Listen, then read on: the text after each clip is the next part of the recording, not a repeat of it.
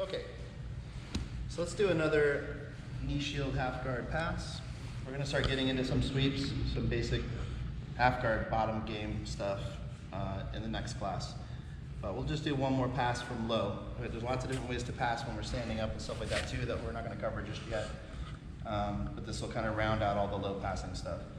So just like before, I'm trying to spin around the knee shield, right? We did the leg weave, we did the over under, we went to like smash half, hugging the head and all that. A lot of times when you're trying to go to smash half and hug the head, the better people get, they're just not gonna let you hug their head. It's just not gonna happen, right? You're gonna start to go and you're gonna try to hug their head and they're just not gonna let you do it, okay? So sometimes with better people, it's best to just forget about trying to hug the head from the beginning altogether. We did the belt grip one, which was pretty solid, but even that requires a bit of a commitment with your hips and stuff like that. So what we're gonna do now is the same way as before. I'm gonna get my grip on the bottom of the pants. I could also just kind of cup the top of the leg. I could use this hand. If I was leg weaving and she put her leg up, I could always take this hand and kind of scoop the leg and pull it back. Just remember, I'm trying to get my body on the front side of her legs here and my knee on the front side of her leg down here, okay? So usually the first thing I do when I'm in this position is I try to make sure her knee is past my knee line. So my knees make a line right here. I want her knee to be just a little bit deeper than that, so that when I pinch my knee in, I can pivot over this knee and it's gonna be in front of the top of her leg here, okay? And then I just rotate my body around, just like before, except this time we're gonna cover the hips instead. So instead of trying to hug the head, I'm gonna shoot my arm across her hip line and get down here instead, okay? It's really important when I turn to this position that I'm turning my chest down and I'm looking down towards the mat, okay? I need to make sure that all my weight is resting in a position where my force is going downwards and not going back like this, okay? I'll explain why in a few minutes, but for now, as we turn, I'm hugging the hips and I'm trying to put my chest down on the hip bones and control the hip bones for now, okay? But once I get here, I don't wanna hang out here too long. You could pass from here if you have the flexibility or you're able to get those belt grips and stuff like that. But I don't have a lot of room to extract my leg. So what I'm gonna do next is I'm gonna push on her hips a little bit with my hands and I'm gonna start to drive my elbow and my hips up into her armpits. Okay, I'd like to get as far as I can.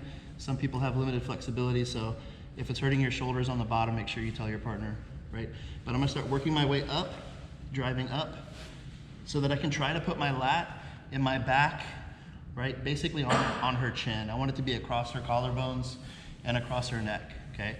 The main focus here is that I get her elbows as far away from her hips as possible, okay? I want to make sure that when I'm in this position, she's not going to be able to push me down and wiggle out and make space and get on her side, okay?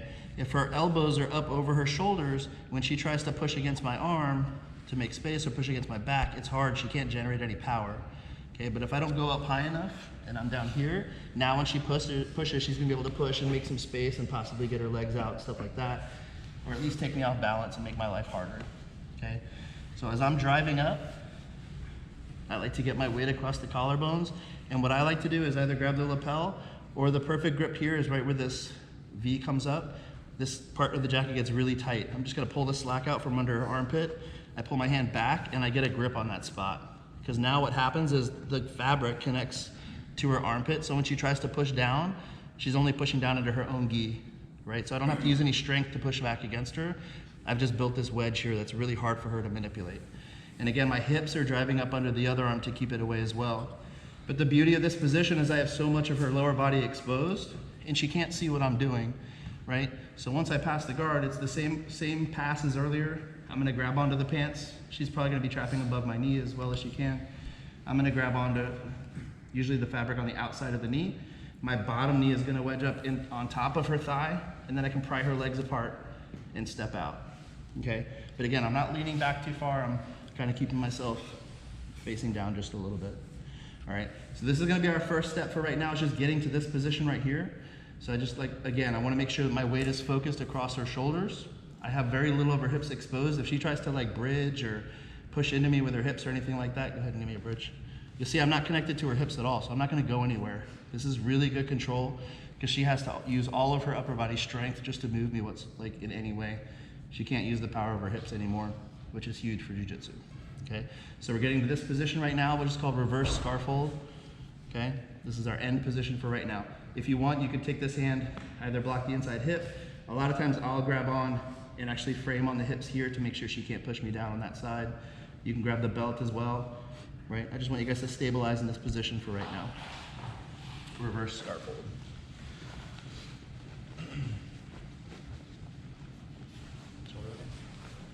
Which one? Okay. All right. So again, my knee is up above her knee line a little bit. I'm good at grip on the pants.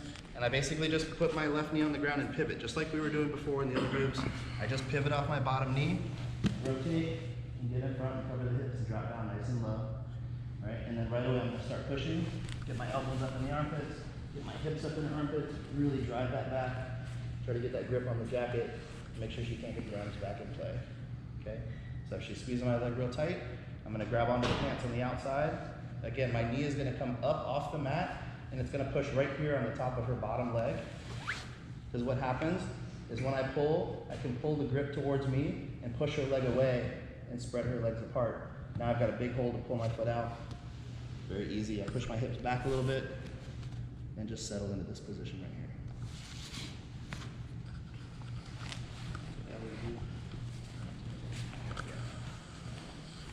No more. Actually, do this way just a little bit. There's one detail I didn't talk about too much when we were doing the other passes, is this knee thing, right? If you guys can see, if I get my knee, I have a line between my my knees here. Her knee is lower than that line. If her knee is higher than that line, then she has mobility with her knee and all that. If I try to go from here and pivot and get in front of her, she's gonna bring that knee up into my hip, and I'm not gonna be able to get to cover her pocket. So I just get my knee up in front of hers first, right? Even just a little bit is enough, because when I pivot, it's gonna stay in front. Like, see how my leg is in front of her knee? So I'm making a frame in front of her knee, right? So I pivot. Now both of her frames are completely behind me. I'm not really worried about her legs at all at this point. Drive up, get my arm, right up to my hips. Get those elbows up nice and high. Secure your grip on the top just to make sure she doesn't go anywhere. Grab onto the pants. Bottom knee comes up in front of the thigh. Tie those legs apart. Step out. Scoot back just a little bit. Block the hips and stabilize right here. Okay? Like I said, we'll just finish right there for now, and then we'll add in like a little sequence to do after that move, okay? All right, any questions? What's up? This is slow, like pressure power, like while you're going, keeping the pressure down. Yes. Concentrate on like The first part when you spin is quick, because you need to make sure you get in front of the legs before they catch what you're doing. But once you kind of settle in on the hips, then it's kind of grindy and slow. But with that being said, you do want to try to get yourself up to the shoulders quick. Because if she starts building frames with her elbows behind my back, now it's going to be hard for me to get under the elbows. Like separated. It takes a while to work. I can't leave my hip up anymore. I don't want to hang out here too long. I want to get here and start working my way up right away before she puts her elbows between me and her. If she does this, it's not the worst thing in the world, but I prefer if she didn't. She would make my life a little bit harder. Okay. All right, let's do it. 1, 2, 3. All right. So a couple quick things before we move on to the next step in our progression, our sequence. So when you guys spin, I really want you guys to focus on pressuring down on the hips, and I was saying turn your shoulders down and kind of look down. The reason why is because the position that we're in is kind of it's almost like a 50-50 position. We both have exactly the same opportunities once I turn for the most part. We're both in the same position, I'm just on top and she's on the bottom, right?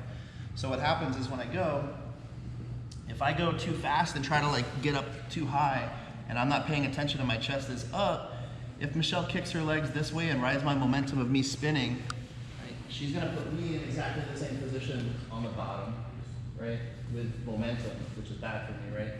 I don't want that. So we kind of want to, that first step, we want to be quick about getting to the hips, but I don't want to overcommit my weight to the upper body just yet. Some people get really good at timing that.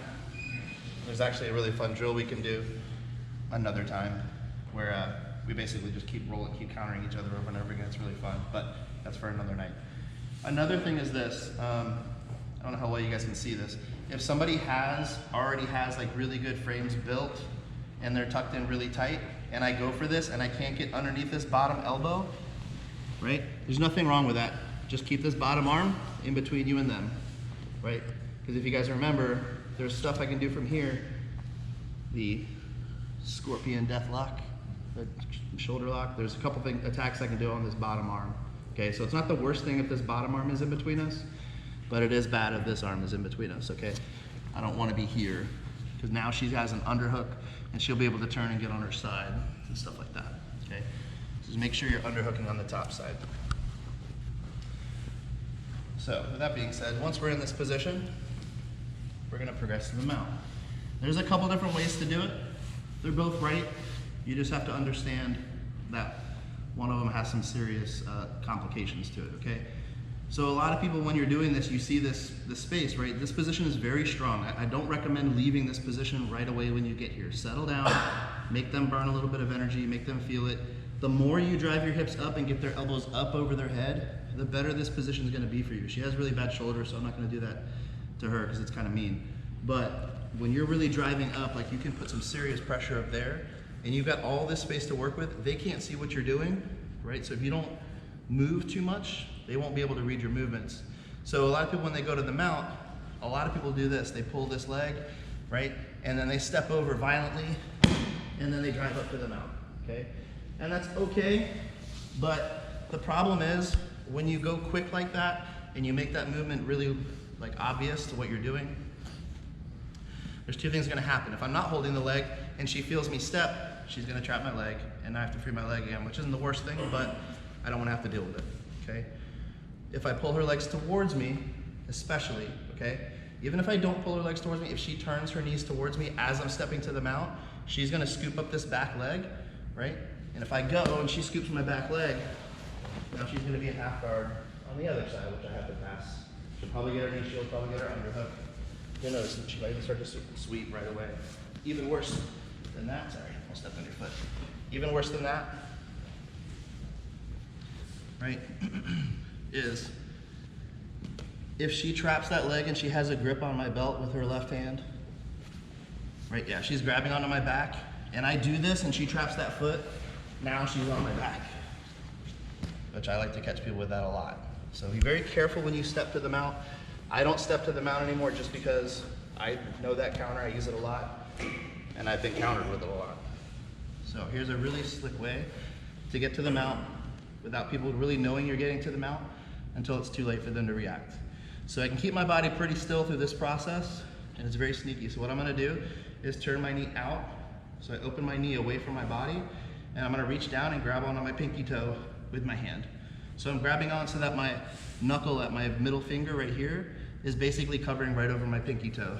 If you guys know toe holds, it's basically, I'm toe holding myself, okay? So I'm grabbing my pinky toe, and I'm just gonna pull my pinky toe up towards my nose, okay? And I'm gonna pull my foot across her belly, okay? And if you have even the littlest bit of flexibility, you can pull this across, and they won't even feel you until like you're all the way across. They won't even really know what you're doing, okay? And once I get my foot across, I'm not gonna put it on the floor. I'm gonna hook my heel around her leg, okay? And then I'm gonna pinch my knee in on the bottom, pinch my heel to my knee, and use that to squeeze and drive my way to the top to get to the mount. Now another reason why this is far superior, besides the fact that they can't really feel it happening until it's too late, is because when you're in this position, she knows I wanna go to the mount, so she's gonna put her knee up to block me every time, okay? This is like the best defense for her at this point. It's the last thing she can do. If I try to step to the mount now, it's just not gonna happen. And if I lean back to get my leg over hers, now I'm compromising my base, which is bad, okay? But the nice thing is, because her leg is up like this, when I pull my toes in, I just move my hips back a little further, and I pull my foot in front of her leg. She can't stop it. I don't know anyone that's flexible enough to completely stop that. I've never had anyone stop it, right? She would have to put her knee completely in her shoulder, which would take an insane amount of flexibility to stop that, okay? A lot of times when you're here, people are gonna put their leg up like that. If you ever do this in class, I'm gonna be very upset with you, because this does absolutely nothing to stop the mount. Maybe if I step over, it might somehow stop, but man, it's so easy to cut to the mount when people put their foot over like this, okay? If she steps on her knee instead of, yeah, that's better, because that at least puts her knee in a place where it's hard for me to get to. But still, I have this pocket right here, so just exploit that little hole. Once your toes are through it, you're in good shape. Okay, so that's gonna be our next step. We're gonna do the whole thing, just like before. I'm pivoting, covering the hips, working my way up, nice and high. And remember, if you guys are having a problem getting your bottom knee inside the hip or on top of the leg, just move your hips back further. That's all it takes. Make space for your leg to get in there. Try this leg out. Take your time, get your 3 points for your pass, settle down, make them work a little bit, and then when you're ready, you're gonna sneak it. Let go, come up to the mount for now. And we'll add in another step after that. Okay, any questions on that? All right, really try not to grab like here on your leg, right? It really helps to grab over your toes because you can guide your toes and pull them in closer. Here I can't do that as much. Here I can pull them in nice and close. It doesn't take that much flexibility. Lord knows I'm not flexible. All right, let's go 1, 2, 3. Okay, so starting from that last position, right, and going to the mount. So we have another couple options as we come up. This isn't always going to be available, but depending on the person's arm position, this could be an option, okay? Especially if that elbow's off the mat. And this is one reason, I do this for one, like up high for 1 second. Yeah. All right, when you're doing this, like I'm not very high on Michelle, so I need to like be really a little more clear. Like if I get like way up here, this is preferred. You see how her elbows are up over her head? She has absolutely no offense from this position. She's in a really, really, really bad spot, and I can take my time and do whatever I want, okay?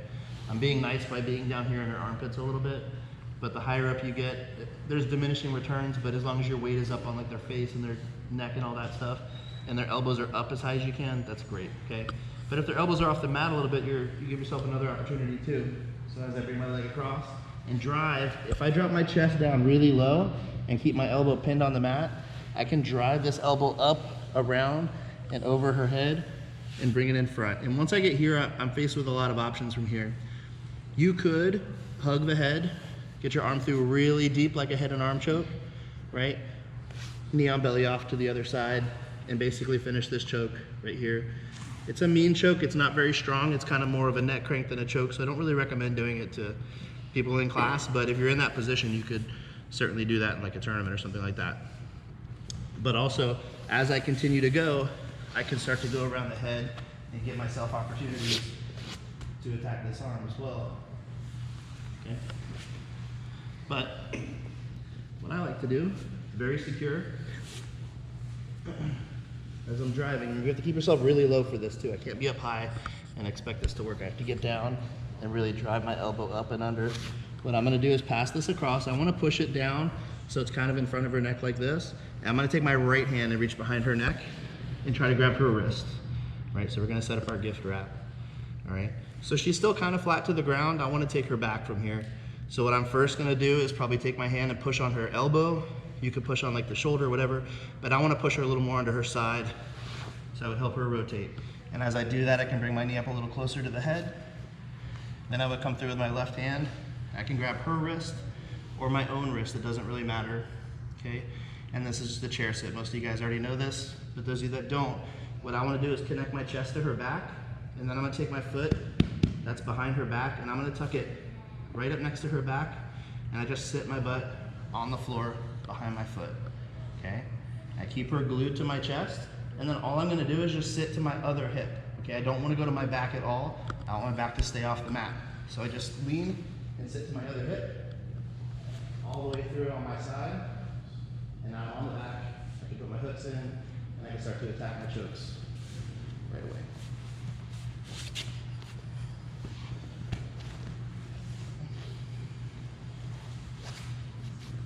So you see the foot. All right. Starting here again.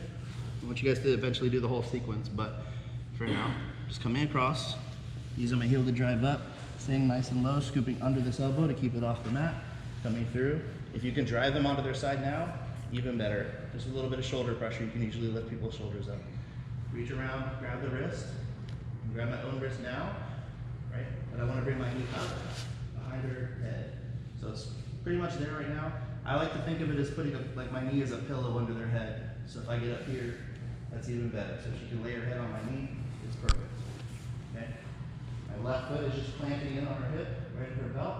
And then I just tuck my foot in, sit on the floor, sit to the other hip.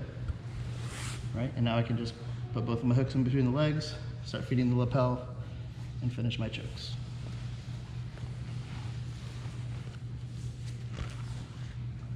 That way. All right, one more time. Whole thing. Starting a half guard. Giving the knee up in front first, right? Put it in here. Get your hand nice and tight. Get your knee up under that shoulder or that elbow. Get his arms up nice and high. Drawing my foot out. Taking my time. Move to the mouth. Turning up. Circling around. Right arm goes behind the back of the head. Just that gift wrap right away. Okay? Other knee goes up, behind the head. Connect my hands. All the way to the back. Finish on the back. So basically an 11-point sequence that can take place in the span of about 3 seconds, maybe 4 seconds. Real high scoring sequence right to the back. 6 seconds. All right. Good? Any questions? Let's do it. You guys play around with the arm lock and stuff too, but really the back is probably going to be your best option. You don't really have the good enough pressure usually when you're in that position to finish the arm. The person's probably going to be able to rotate their body a little bit and keep their elbows in tight. You probably lose it anyway, so right to the back. All right, 1, 2, 3. When you're doing your chair sits, it's really important that you try to get the person onto their side before you sit, okay? If Michelle's still pretty flat on her back, even if I have a good gift wrap and everything's looking really good, because she's already like perpendicular to me, like her body's basically kind of making almost a right angle to my hips. Her shoulders are facing this way, and mine are facing this way, right? When I go through and pull her into my lap, she's gonna be in that same position where she's practically like half sideways, right? She has opportunities now to come up and get into my closed guard. It's really easy for her to do that. All she has to do is spin her hips. I got no back points, and now I'm in the guard. So I just basically went through all that sequence to get right back to my guard, which sucks. But if you're here, you get your gift wrap, try to give them a little roll, right? And get them on their side. Because now, when I go and I connect my chest to her back, now our shoulders are parallel, they're in line. So as long as I keep her close to me, when I go, now she's gonna be, now we're in line with each other. Now we're getting back up to her knees is gonna be a lot harder, right? So just don't skip that step. Always try to make sure that they're on their side before you chair sit.